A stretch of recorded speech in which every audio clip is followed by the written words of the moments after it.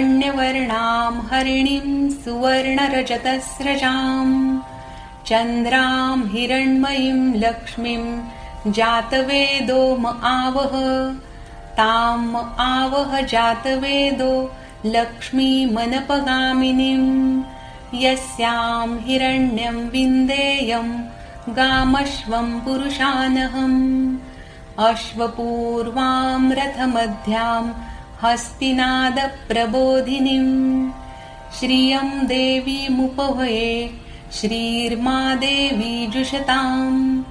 कांसोऽस्मितां हिरण्यप्राकाराम् आर्द्रां ज्वलन्तीं तृप्तां तर्पयन्तीं पद्मे स्थितां पद्मवर्णां तामिहोपभये श्रियम्